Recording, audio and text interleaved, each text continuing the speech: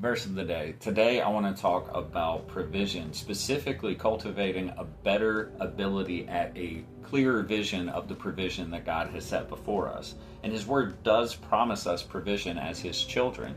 But my question is, what portion of His promise is our responsibility? Now, the provision that my Father sets before me is found along the narrow path that He calls me to walk.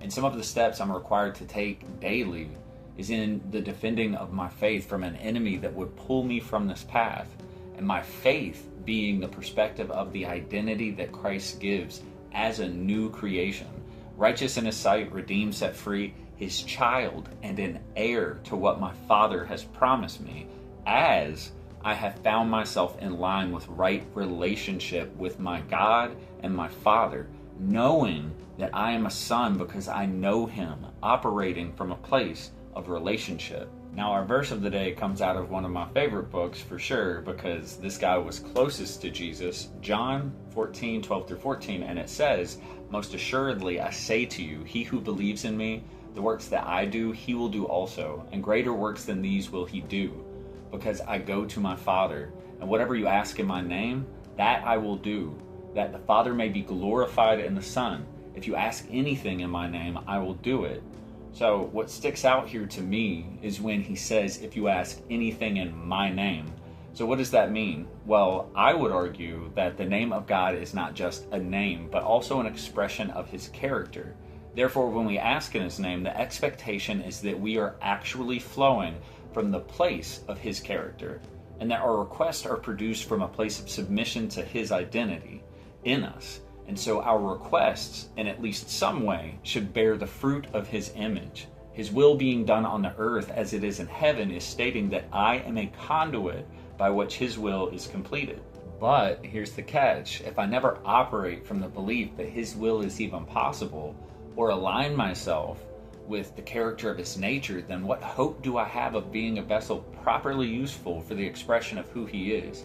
If I spend every single day convincing myself that what this world tells me is true, then there is no possibility that I will ever walk in His identity or have any hope of bearing His image that is meant to be magnified through me. The number one thing the enemy wants is that you never become the thing that Christ paid for. And what Christ paid for is the restoration of your lost potential as a son or as a daughter. This is coming into the truth and knowledge of who you were created to be, and then actually walking that out. Believe it or not, we can actually predict the fruit of our faith by taking a look at what it is we are pursuing, by looking at what it is we are actually looking to. And I'm here to tell you that if we are not looking to Christ as our guide in life, then the price that we pay is that our motives will go completely astray.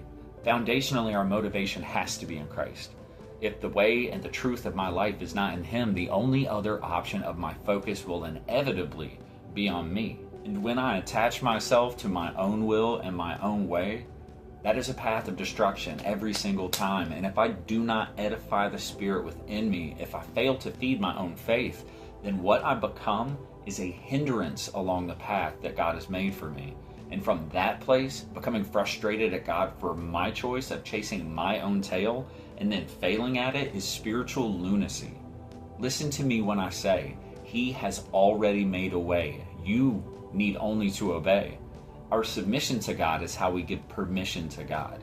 If my light is not glowing in resemblance of Him and I am not flowing in the gifts or the fruits of His Spirit, then perhaps I have shut myself off from hearing His voice, because the bending of my ear has begun to tend toward my own will instead of His. The steps that I take have to come from a place of actually hearing the voice of God. And if I'm listening to my own will and my own way, what I inevitably am doing is getting in my own way. I create stumbling blocks for myself that tend to deter me from the path that Christ has called me to walk. And the provision that He has set before me is found on that narrow way. So my responsibility in relationship or covenant with the Father is actually to engage in relationship with the Father. All good things will flow from this place. Ministry, a building of my faith, and ability to actually walk out what it is I say I believe, to walk in the light as He is in the light, to love as Christ loves, comes from only the place of relationship with Him. And so my encouragement to you is to pursue that relentlessly. Never lose sight of the one who never lost sight of you.